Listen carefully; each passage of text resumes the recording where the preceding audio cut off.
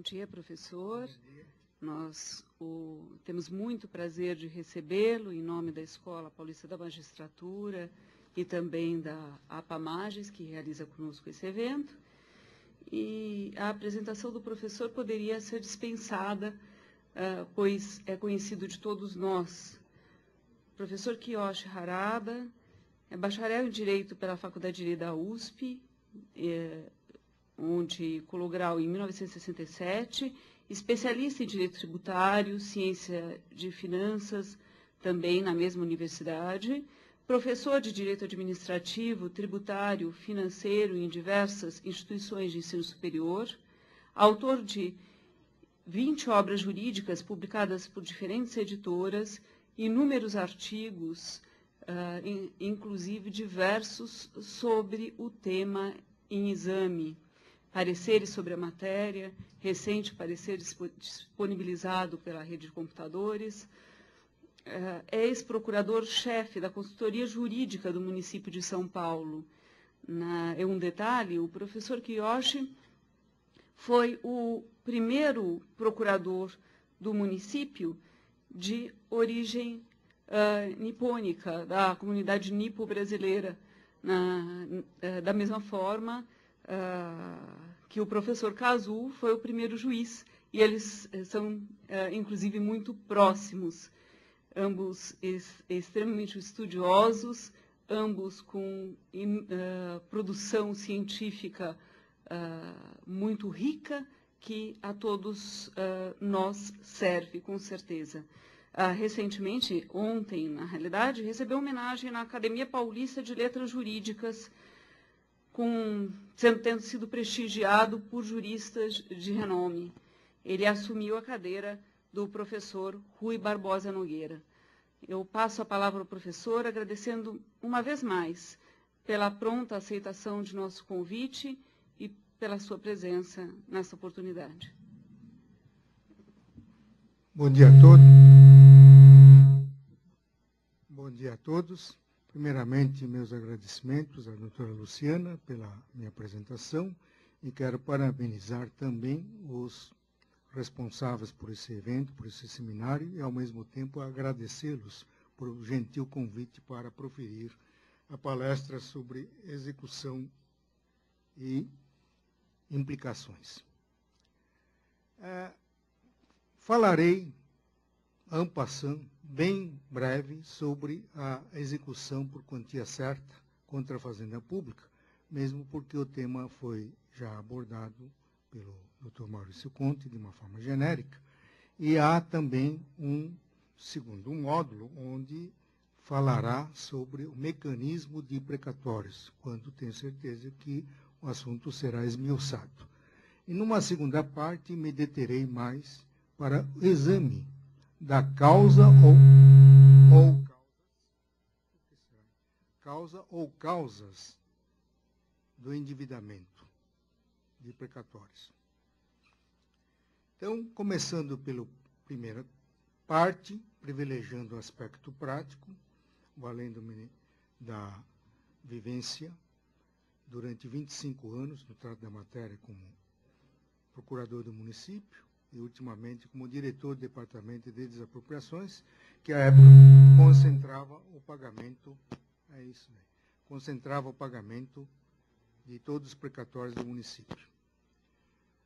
Como há o princípio da impenhorabilidade dos bens públicos, então a execução por quantia certa contra a Fazenda Pública processa-se na forma do artigo 730 do Código de Processo Civil.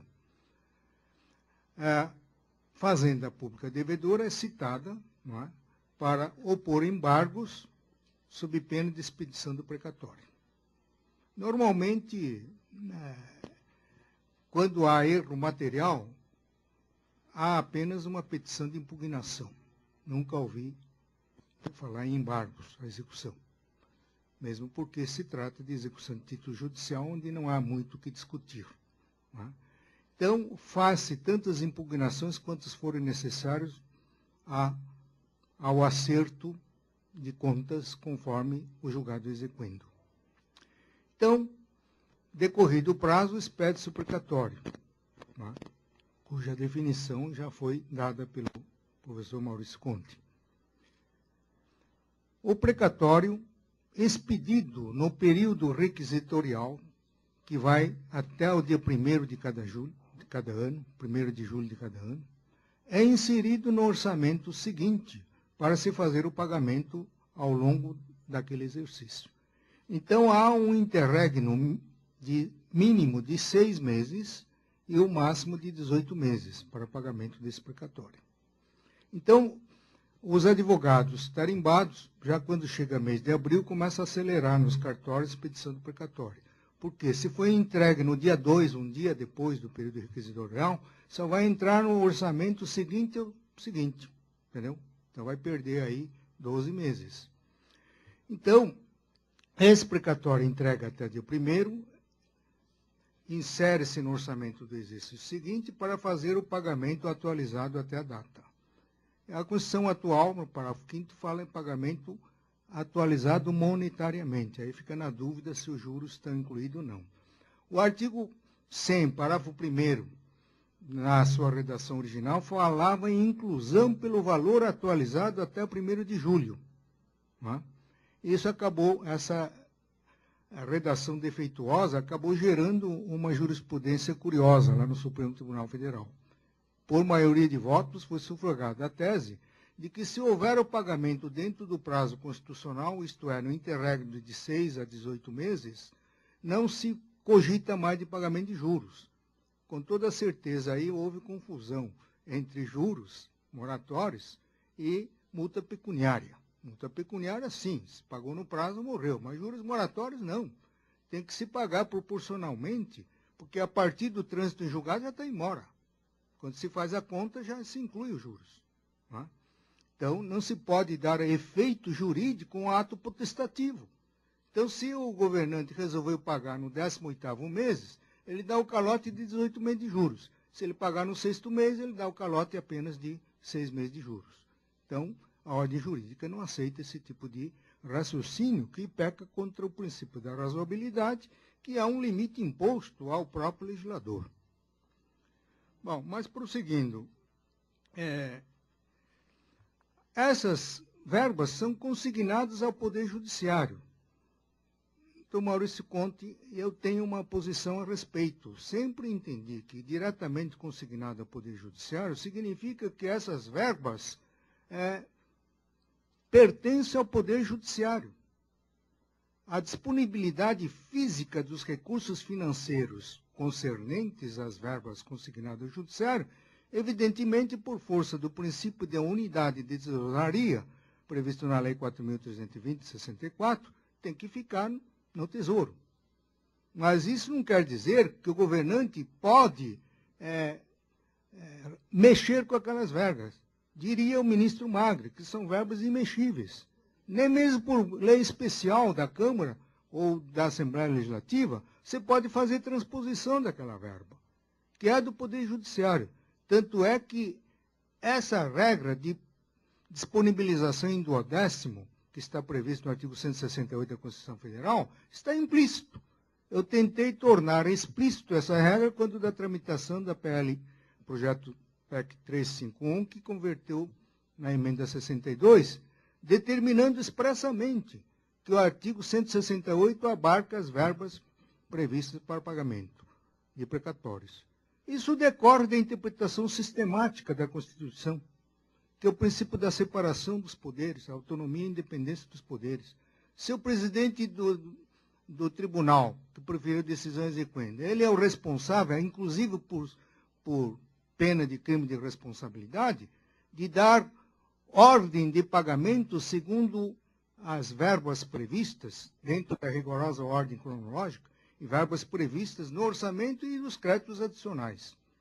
Então, evidente que a verba tem que pertencer ao Poder Judiciário, senão como é que ele vai ordenar o pagamento? Não é?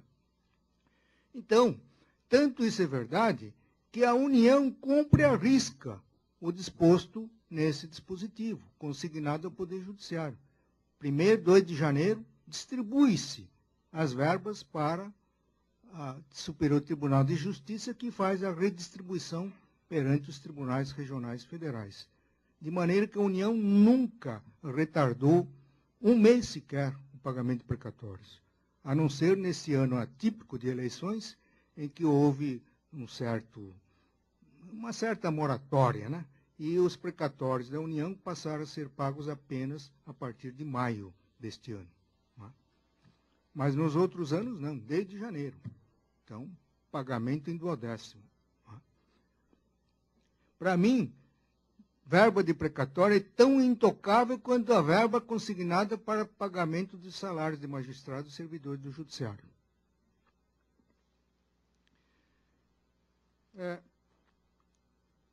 Agora,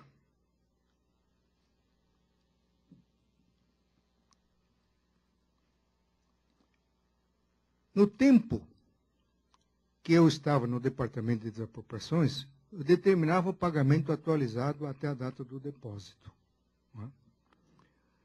Por quê? Porque, se não fizer isso, daqui em 300, 500, 600 anos, não vai se colocar um ponto final no precatório, porque sempre vai ficar aquele filhote.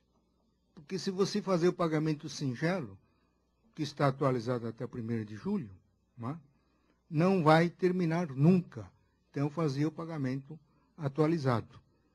E o tribunal, ele engendrou uma regra no seu regimento interno, possibilitando a requisição complementar para o pagamento em 90 dias. Tudo que é de bom em termos de pagamento precatório, o Supremo dá uma ferradinha. Não é? Então, foi declarado a inconstitucionalidade, certo? E essa declaração de inconstitucionalidade foi encampada na PEC 62, que veda expressamente expedição de precatório complementar, a não ser no caso de erro aritmético. Não é? E vedou também o fracionamento, tudo bem. Mas, essa questão do precatório impagável não tem nada a ver com carência de recursos financeiros. É óbvio, ululante, que num país em desenvolvimento como o nosso, as necessidades da sociedade são infinitamente maiores do que as possibilidades de recursos financeiros. Para isso existe o chamado estadista, que tem que saber otimizar os recursos financeiros e fazer muito com poucos recursos. Mas o que acontece aqui no Brasil é esbanjamento de recursos, principalmente no ano eleitoral. O que é 100 bilhões de reais para pagamento precatório? Se a União quisesse assumir e depois cobrar dos estados ou municípios, mediante desconto nos repasses dos fundos de que trata o artigo 159 da Constituição Federal, teria resolvido o problema. Eu propus isso para o Congresso. Não é? Os municípios e estados emitiram título da dívida pública com aval da União. Resolveria. 100 bilhões é o que a União paga de juros a cada 4 meses. Isso não é nada. Não é? Então não se resolve por falta de vontade política. Não é? E para ilustrar o que estou falando, eu vou fazer um retrospecto histórico da evolução dos calotes. O calote começou no governo Montoro. Não estou dizendo que ele foi mau governante. Ele teve o azar de governar num período em que se estourou aquele precatório monstruoso decorrente da desapropriação da Estrada de Ferro Paulista, né, de 1962, pelo governador Carvalho Pinto. Tentaram a desistência, foi até no Supremo Tribunal Federal, perdeu. Então teve que pagar. E aquilo empacou. E como ele não conseguia pagar, ele deu um recado lá para o prefeito que ele havia nomeado, o senhor Mário Covas. O senhor não pode pagar o precatório. Mas como? Eu tenho dinheiro. Não, não interessa, faz obras, não paga precatório. Se eu não estou podendo pagar, por que você, que é um nomeado meu, vai ficar em posição melhor que o Estado? De jeito nenhum. Aí foi dando os calotes. E, ao mesmo tempo, o governador e prefeito, juntamente com a assessoria do presidente do tribunal, foi bolando uma estratégia para impedir qualquer sequestro, intervenção, não sei o quê, e foi quando foi editado o célebre comunicado número 5 da presidência do tribunal, que permitia o pagamento parcelado dos precatórios sob pedido de sequestro. Bom, isso foi acontecendo até que em 85 os advogados perderam a paciência e entraram com pedido de sequestro. 16 credores. Aplicou-se a resolução número 5, o comunicado número 5, adredemente preparado pela presidência do tribunal, e resolveu, fez um plano de pagamento mensal e afastou o sequestro. Bom, houve agravo regimental e o órgão especial, que já estava gastado com a interferência estranha, não é, de outros poderes, o que fez? Deu provimento e decretou o sequestro coletivo de 1.850 precatórios, de uma só penada. Mas não sequestrou as verbas consignadas judiciário, sequestrou as rendas municipais no caixa. Entendeu? Então, isso é uma figura que não existe. Por que sequestro coletivo? Porque no entender do órgão especial, se sequestrasse apenas os 16 precatoristas, que não requereram dentro da ordem cronológica, quebraria a ordem. Então, para não quebrar a ordem, sequestrou todo mundo, de ofício. Bom, quando o prefeito Jânio Quadros assumiu, no mesmo dia, ele acionou o secretário de Negócios Jurídicos, Cláudio Lembro, que me acionou. Falou, se eu vai para Brasília, resolvo o abacaxi. Não quero saber de intervenção branca no meu município. Ou você afasta, ou então eu vou entregar a administração para o tribunal. O tribunal que administre aí. Como é que eu vou? Não posso nem pagar a conta de luz? Não é? Bom, eu fui lá para Brasília, e o procurador-geral era Sepúlveda Pertence, levei uma representação de avocatória que existia na época, ele deu entrada no dia seguinte e o Supremo deu liminar e suspendeu o sequestro. Aí eu recebi ordem para sanar a dívida dos precatórios sequestrados. Fiz um escalonamento dentro dos recursos disponíveis no orçamento e projetando também para o exercício seguinte. Quando o Supremo cassou a liminar e julgou improcedente a avocatória, eu já tinha cumprido todos os precatórios. Por quê? Porque o prefeito Jânio Quadros mandava cumprir a lei orçamentária. O que está no orçamento para pagar precatória não é para fazer obra, não. É para pagar precatória. Então, limpou-se. E, com isso, os advogados ficaram desarmados e resolveram entrar com um monte de pedido de intervenção, que o sequestro foi afastado, por não pagamento. Então, os governantes se mobilizaram, junto à Assembleia Nacional Constituinte, para cavar o 33 do ADCT, a moratória, que representou o quê? Uma moratória de 8 anos, e, ao mesmo tempo, assegurou, aí começa o regime de impunidade, assegurou a impunidade dos governantes, dizendo que não se aplica o artigo 100 em parágrafos em relação aos precatórios sob moratória. Então, se for afastado a intervenção, o sequestro, o ato de improbidade, o Código Penal e tudo mais, ficaram impunes. Não é?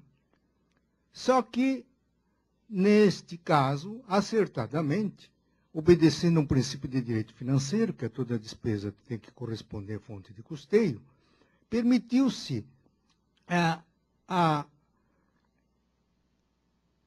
contratação de operação de crédito, emissão na modalidade de emissão de títulos da dívida pública, não computável no limite de endividamento, isto é, eu poderia emitir títulos para pagar esses precatórios sem comprometer o meu limite individual previsto na Resolução 43 do Senado Federal.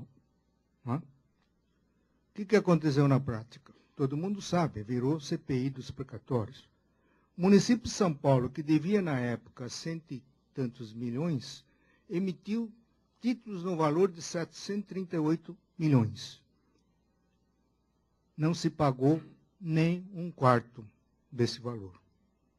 Virou CPI, o prefeito andou ficando preso por desacato durante o depoimento, e no resto virou pizza, não deu em nada. O único resultado positivo, para mim que sou cultor de direito financeiro, foi a reintrodução da cadeira de direito financeiro nas faculdades de direito, que havia sido abolido. Eu peguei a cadeira de Direito Financeiro em 95. Como não tinha obras especializadas, resolvi escrever o meu primeiro livro, Direito Financeiro e Tributário, em 95. Hoje está na 19ª edição. Então, foi a única coisa boa que aconteceu. Foi provocar o retorno da cadeira de Direito Financeiro. Que aqui se preocupa muito em arrecadar. Não se preocupa em nada em como gastar. Se houver um tributo por decreto, vai fazer fila no distribuidor forense. Todo mundo vai querer entrar com a ação dizendo que violou o princípio da legalidade. Mas se houver uma notícia de que o fulano deu um golpe de 10 bilhões de reais sem cobertura orçamentária, isso fica na manchete 2, 3 dias, depois ninguém fala nada. O MP olha e também não faz nada. Entendeu? Então, nós temos que mudar essa cultura. Se você não cuidar da despesa, não adianta ficar só aumentando a rede de arrecadação. Você tem que fechar o ralo por onde está sumindo o dinheiro. Porque quanto mais arrecada, mais depressa some. A lei do empuxo, se você não tapar o ralo. Então é melhor diminuir a receita, porque aí automaticamente diminui a despesa. Não é? É o que os Estados Unidos faz, né? Quando está em crise, a primeira medida que os Estados Unidos tomam é cortar a arrecadação e cortar os juros. Aí contém a despesa. Aqui se faz o contrário. Não é? Então, isso não dá certo. Essa cultura da impunidade, do calote, teve reflexo também na emenda 30, né, que veio com uma intensidade maior. Já não era 8 anos, 10 anos. Agora não tem prazo. Agora 62 pode ser 300, 500, 1000 anos. Não tem prazo. Não tem prazo. O Estado, pelo menos, optou pelo prazo de 15 anos e o nosso prefeito optou pelo depósito de 1% da receita líquida. Né? Isso, pelos meus cálculos, dá 33 anos, se o município não fizer mais nenhuma dívida. Né? Então, é um absurdo. Essa emenda 30, ele tem um grave defeito. Desconheceu o princípio elementar de direito financeiro. Não previu fonte de custeio para o pagamento das parcelas. Resultado: todos os governantes meteram a mão na verba do exercício para pagar o passado. Então, quem não foi caloteado fica numa situação pior do que aquele que foi caloteado.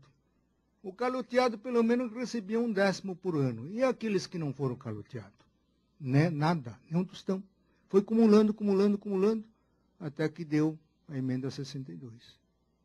E mais ainda, excluiu expressamente precatórios alimentares do calote, porque o privilegiado não podia ser caloteado, porque alimento é uma coisa que é essencial à vida do homem. Então, não podia calotear.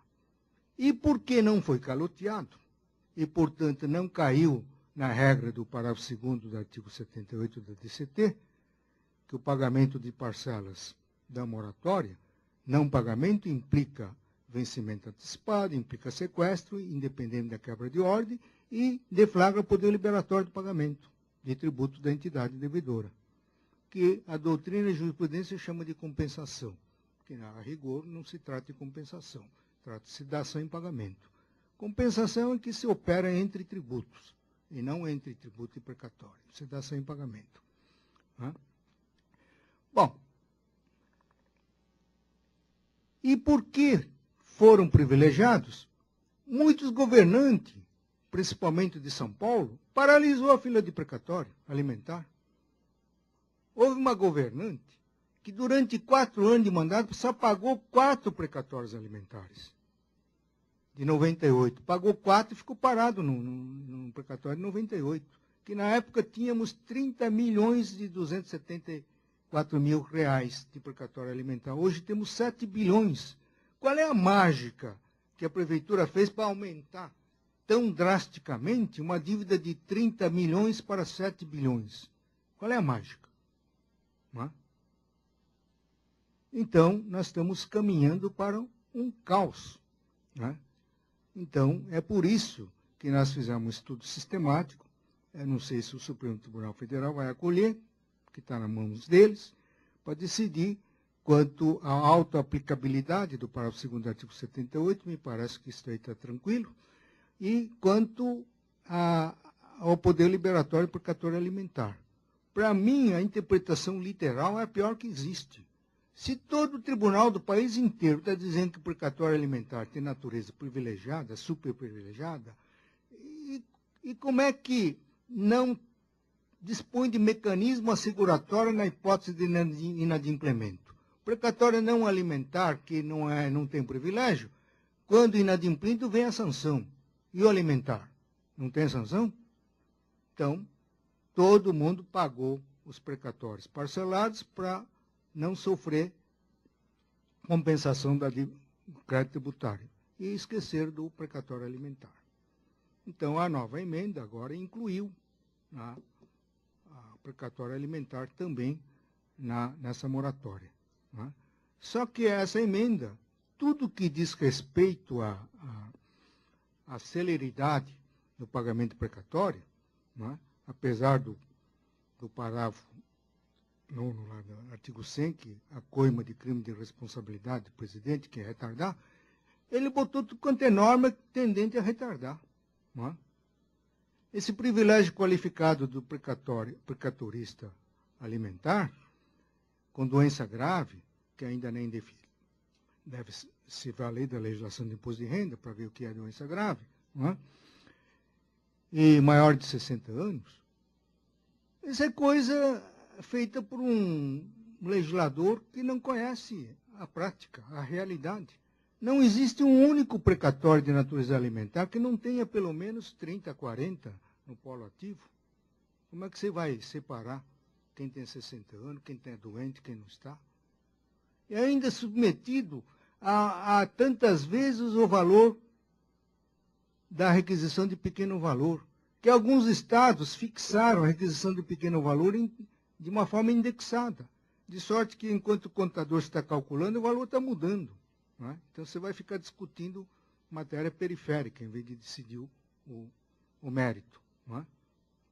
Então, e depois, a compensação unilateral pela Fazenda antes da expedição do precatório.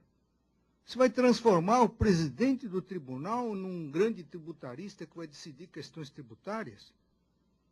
Onde que está o princípio do contraditório e ampla defesa? Aí o regulamento do tribunal diz que não, isso daí cabe agravo para o órgão especial. Mas tem que ser discutido em juízo comum a dívida tributária. Não é? Eu sei pela prática que estados e municípios acumulam milhares e milhares de processos de execução fiscal prescritos há mais de 10, 15, 20 anos, porque não se conhece o Instituto da Prescrição Intercorrente. Não se conhece ou não querem conhecer.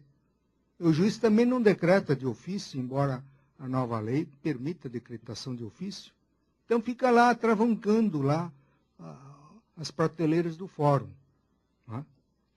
Então, é evidente que a Fazenda vai aproveitar para tentar compensar essas dívidas prescritas. Não é? Isso é um absurdo. Se o Estado pode fazer isso, então o precatorista também ele pode compensar suas dívidas tributárias. Compensação é instrumento bilateral. Não é? Se o Estado pode deixar de pagar o precatório, não é? Compensando com os tributos, eu posso também deixar de pagar o tributo compensando com crédito por precatório. Não é? Mas isso não vem acontecendo. Agora, essa cultura da impunidade resultou do quê?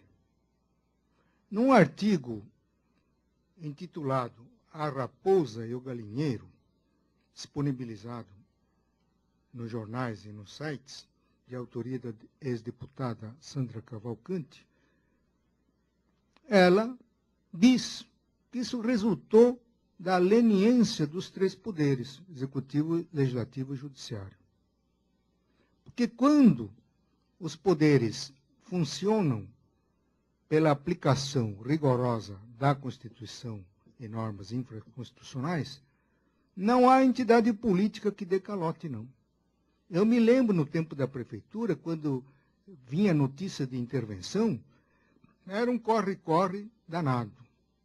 O prefeito só dava sossego para nós diante da certidão do tribunal, dizendo que o processo foi arquivado, sem ele ficar telefonando todo dia. Hoje, se fala em intervenção, o pessoal dá risada. É risada. Desde aquela decisão célebre do Supremo Tribunal Federal, dizendo que há uma impossibilidade material de cumprir o precatório, onde nada tem, até o imperador perdeu seu imposto, né? Mas era o caso de perguntar, por que não tem recurso? Ninguém pergunta por que não tem recurso. Era só perguntar. Porque o que não pode, o governante desviar, cometer crime, não é? De aplicação irregular de verbas, incorrer no crime de responsabilidade política previsto na Lei 1079/50 e no artigo 85, número 6 da Constituição Federal, atentado contra a lei orçamentária, na esfera municipal, Decreto-Lei 201, e ainda o ato de improbidade definido no artigo 8, na Lei 8.429. Ele que cometeu todas essas infrações e crimes, ele não pode se defender dizendo, eu não tenho recurso porque eu desviei. Mas, a partir do instante que o Supremo decidiu, revogando todas as intervenções já decretadas, inclusive para o Tribunal de Justiça de São Paulo, sinalizou o regime de impunidade. Não, vocês podem continuar desviando. Então, vem o nosso prefeito em rede de televisão ou na imprensa. Eu tenho outras prioridades da administração do que ficar pagando precatório. Né? Cheguei a tocar uma representação MP dizendo que isso daí tem que abrir um processo de responsabilização de ofício, que é uma confissão, abrir uma investigação lá, que resultou na instauração de uma ação ordinária por ato de improbidade que o prefeito está respondendo. Em 2006, tocamos a representação de impeachment na Câmara, pegamos só um voto, foi arquivado celeremente, e fizemos uma representação MP, que entrou com a ação, e o prefeito foi condenado em primeira instância por ato de improbidade por desvio de precatório. Né? E está lá no tribunal. E quando veio a lei da ficha limpa, que ela seria inelegível, condenação em primeira instância. Fizeram uma emenda para equiparar aos crimes comuns. Precisa ter confirmação do tribunal. No crime de responsabilidade por ato de improbidade, na redação original do projeto, não precisava confirmação do tribunal, bastava a decisão em primeira instância. Entendeu? Isso não tem nada a ver com o que os criminalistas estão falando, o princípio da inocência. Não tem nada a ver. Isso não é direito penal. Você confunde alhos com bugalhos. Para alguém ingressar na magistratura, ele tem que apresentar folha corrida. Se ele tiver um inquérito justo ou injusto na polícia, é barrado a inscrição dele. Por que quem vai exercer o supremo mandatário do país, ou governança, ou da prefeitura do Estado, pode postular a sua candidatura sem ter essa ficha limpa? Não é? Probidade não tem nada a ver com presunção de inocência. Mas, infelizmente, é assim. Não é?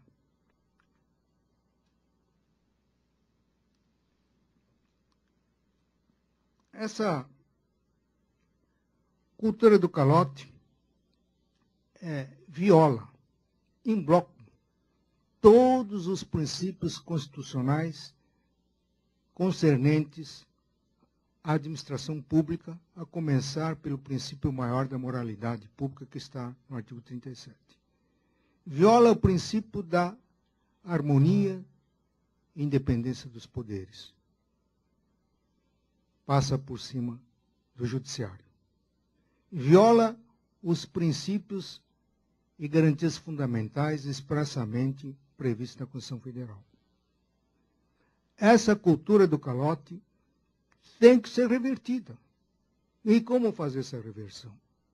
É aplicando com rigor os mecanismos constitucionais e infraconstitucionais previstos. Não é? Fazer com que o governante que descumpriu o precatório e não pagou no prazo de 18 meses, sofra o sequestro com a entidade que ele governa, sofra o sequestro. Porque não adianta você fixar um prazo sem sanção para a hipótese de descumprimento. Fizemos uma emenda nesse sentido para alargar a hipótese de sequestro, não para apenas caso de quebra da ordem ou não inclusão orçamentária, mas também para o caso de não pagamento no prazo. Foi rejeitado. Não?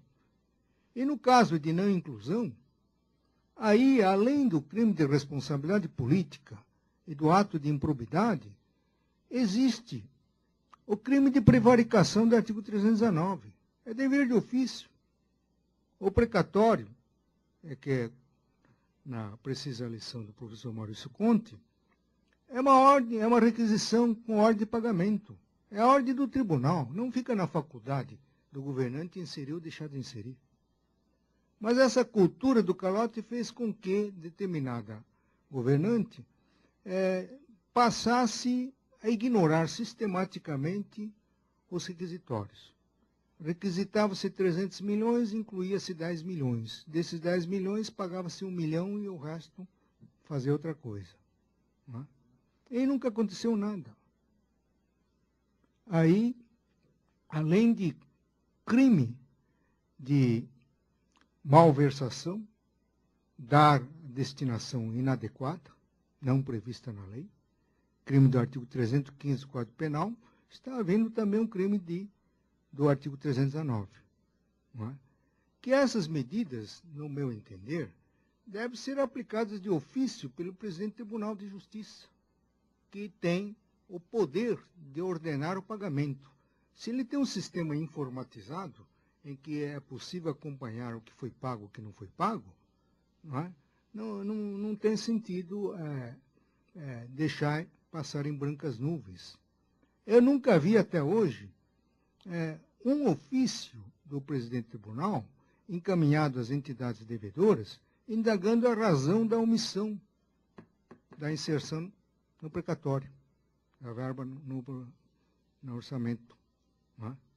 Agora sim, para as entidades que estão no regime de pagamento especial, enquanto estiverem nesse regime, que poderá levar 300, 400 anos, não precisará inserir no orçamento, porque o artigo 4º da emenda 62 simplesmente diz que enquanto estiver no regime especial, não se aplicará o artigo 100 e parágrafos da Constituição Federal. Isto é, implodiu o direito financeiro. Nós vamos fazer pagamento de precatório sem fixação prévia de despesa. Onde que está o princípio de quantificação da despesa?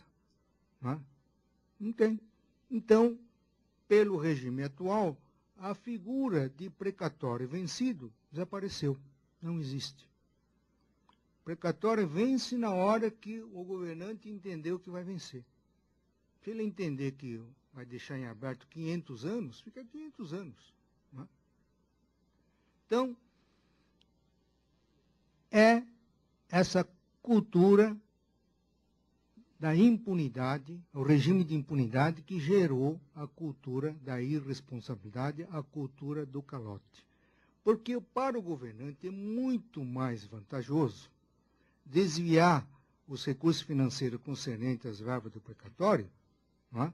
Para fazer obra ou fazer outras coisas que dá Ibope, do que partir para operações de créditos, notadamente aros, não é?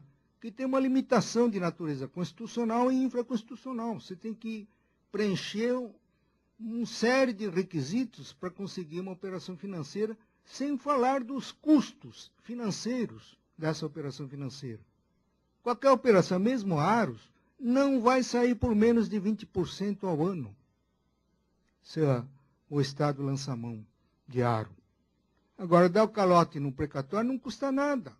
Né? Tem decisões judiciais respaldando, dizendo que pagando no prazo constitucional não precisa pagar mais nada. Entendeu? E depois o prazo, quem define é o próprio governante. Então, nós estamos caminhando realmente para um rumo incerto e não sabido. O Estado, pelo menos, optou pelo prazo de 15 anos. Daqui em 15 anos vai se tornar aplicável o artigo 100 parágrafos para o Estado. Para o município, não, porque ele optou pelo depósito de 1% ao mês. O que ele está depositando, ela está parado no tribunal, porque o tribunal ainda não conseguiu regulamentar, né, doutor Sartori? Não conseguiu. Entendeu? E com esse negócio complicado aí de privilégio qualificado para precatoristas alimentares, não sei, a maioria dos advogados estão juntando o RG para separar esse precatório. Só vai dar confusão. Então, isso daqui foi feito tudo para dar confusão. Entendeu? Aparentemente, sob o manto de proteção dos doentes, dos idosos, mas, na verdade, é para boicotar mesmo, para deturpar as coisas. E esse negócio aí de compensação, se no passado eles exigiam certidão negativa como condição para o levantamento, foi eu que dei o parecer para a OAB, que, com base no parecer, foi impetrado uma ADIM e foi acolhido e foi declarado inconstitucional, aquela norma que exigia certidão negativa para levantar dinheiro do precatório. E agora eles fizeram uma emenda, né? Compensa. Você já pensou? Então, vai virar um contencioso administrativo dentro do tribunal, porque nisso daí o tribunal age na função administrativa, não na função jurisdicional, dentro do processo precatório. É um negócio absurdo. Isso vai para a calendas gregas. Entendeu? Agora, em boa hora, o Tribunal de Justiça do Estado de São Paulo, numa decisão corajosa, um acordo da Lava do desembargador Sartori, aqui presente, botou um freio na aplicação da emenda 62, ao barrar a sua aplicação por precatórios do passado por ofender a coisa julgada. Na verdade, essa emenda, que nunca vi uma coisa igual, surte efeito para trás, para o presente e para o futuro. Os precatórios que serão expedidos daqui a 50 anos serão atingidos pelos efeitos dessa emenda 62. Você já viu uma coisa dessa? Então, a cada moratória constitucional, os legisladores estão aperfeiçoando o instrumento de truculência. A próxima moratória pode escrever o que estou dizendo. Tenho certeza absoluta que virá uma remissão parcial ou total da dívida precatória. Vai dizer que dívida fica remida. Entendeu? Vai acontecer isso. Porque do jeito que está indo, vai crescer a dívida de precatório de tal forma que realmente o que hoje é impagável, entre aspas, tornar-se-á impagável de fato e de direito. Então é preciso haver o quê? Uma ação da cidadania para reverter esse quadro de impunidade e de irresponsabilidade. Se nós formos analisarmos dentro do quadro da ordem jurídica como um todo, e não isoladamente assunto precatório, nós vamos verificar que esse processo de calote está gerando uma política de endividamento irresponsável exatamente na contramão da lei de responsabilidade fiscal, que veio para conter despesa de pessoal e conter a dívida pública. Em vez da dívida pública por operações de crédito, subordinado a resoluções, leis e dispositivos constitucionais, o governante prefere arrumar esses recursos financeiros desviando verbas que não lhe pertencem, mais uma vez, pertencem ao Poder Judiciário. E por isso devia estar sendo disponibilizado na forma do artigo 168, na forma de 12º, como faz a União. Aliás, a União até antecipa, ele disponibiliza em janeiro. Não é? Nenhum outro país do mundo acontece isso. Eu tenho contato com vários advogados de outros países, não existe esse sistema. Lá no Japão, por exemplo, existe uma verba de contingência que eles usam para pagar a condenação judicial de imediato. Não fica esperando transitar em julgado. Entendeu? Eles só não pagam quando tem dúvida. Se o judiciário resolveu a dúvida, pagamento é imediato. Aqui não, usa o judiciário para procrastinar. Né? Então, isso gera uma política de endividamento irresponsável, Então o prefeito começa, e o governante começa a dar calote na lei salarial. Suprime vantagens pessoais a pretexto de que o novo teto constitucional tem que glosar. Protela as promoções. No reenquadramento que se fazem toda hora, suprime essa verba, deixa uma parte do pessoal de fora do reenquadramento e diz, os insatisfeitos que procurem a justiça. Não é? Então, se verifica, os senhores que são magistrados, verifica o crescimento das ações de servidor público nos últimos anos. É gigantesco. Só no meu escritório tem 3.500 clientes, todos servidores públicos municipais, reclamando isso, reclamando aquilo. Aquele golpe de sumir com 81% do reajuste em janeiro de 95, pela aplicação retroativa da lei, que foi publicada em fevereiro, até agora não recebemos um tostão, porque levou 10 anos para julgar transitar em julgado. Desses processos, 20%, 30% transitam em julgado contra o servidor. Não estão sendo pagos precatórios, parados. Então, uma grande vantagem para os governantes amar o calote do precatório. Amam o calote acima de tudo. É um bem indispensável. É como um ar que eles respiram. Porque não custa nada de recurso financeiro para usar o dinheiro que não lhe pertence, pertence ao judiciário. E pertence aos credores, aos precatoristas. Que só no estado de São Paulo já morreram 50 mil na fila do precatório. Por azar, aquelas fiadeiras lá de Rio Grande do Sul, que vinham fazer parte da manifestação em São Paulo, acabaram morrendo no desastre do avião. E lá em Rio Grande do Sul também está assim. Não tão grave quanto São Paulo. São Paulo é o mais grave. Em termos proporcionais, deve 4, 5 vezes mais do que o estado de São Paulo. O estado de São Paulo tinha motivo para endividar por causa da desapropriação da Companhia Paulista de Estrada de Ferro. São Paulo não tinha motivos. Foi inventado um motivo para não pagar. Mas mesmo assim, em 98, devia só 30 milhões. Agora devemos 7 bilhões precatórios alimentares. Isso é intolerável. Isso é absurdo.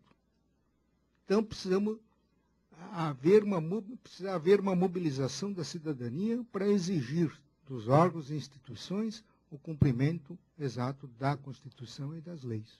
Porque senão não adianta. Porque nós temos a mania de atacar as consequências. Não pensamos nas causas. Porque se você for sempre consertando o estrago, precatório impagável, uma emenda aqui, uma emenda lá, essa emenda nunca vai parar de ser produzida. Você tem que estancar a causa. Que não é falta, carência de recursos financeiros. O Estado, o município, só poderá alegar falta de recursos financeiros se comprovar documentalmente, contabilmente, que as receitas estimadas ficaram aquém. A realização ficou aquém. Nos últimos 20 anos, pode examinar a lei orçamentária do Estado e do município, sempre se deu superávit. O suficiente, inclusive, para abrir créditos adicionais suplementares por conta dos juros em continuação, verbo honorário em continuação, doutor Conte, que realmente não está previsto na lei orçamentária anual. Ele vai até 1º de julho. Mas abre-se um crédito adicional com o superávit da arrecadação. Então, isso não está sendo feito. E mais ainda, o artigo 30, parágrafo 7º da Lei de Responsabilidade Fiscal, determina peremptoriamente que os precatórios não pagos no exercício passam a integrar o montante da dívida consolidada, que é a dívida total do município, onerando, portanto, uma outra dotação que não seja do precatório. Ninguém está cumprindo isso. Porque se cumprir, estanca a fonte de operações financeiras, que ultrapassa o limite de endividamento, e o Senado Federal não mais autoriza a operação de crédito. Não é? Falando em operação de crédito, determinado prefeito conseguiu cavar uma resolução número 57 do Senado Federal, que extrapolou, permitindo o endosso da certidão de dívida ativa para obter do banco antecipação de 30% do valor de face para cobrança. Isso é inconstitucional, porque implica a terceirização do serviço de cobrança da dívida, que é privativo da Procuradoria-Geral. Está na Constituição, na lei orgânica. Mas está fazendo isso. Então, graças à impunidade que, digamos, a atuação não rigorosa dos órgãos das instituições permite, então, esse estado de coisa não vai acabar nunca. A tendência é vir uma emenda cada vez pior do que a anterior. Então, são essas as colocações que eu tinha a fazer. Muito obrigado a todos.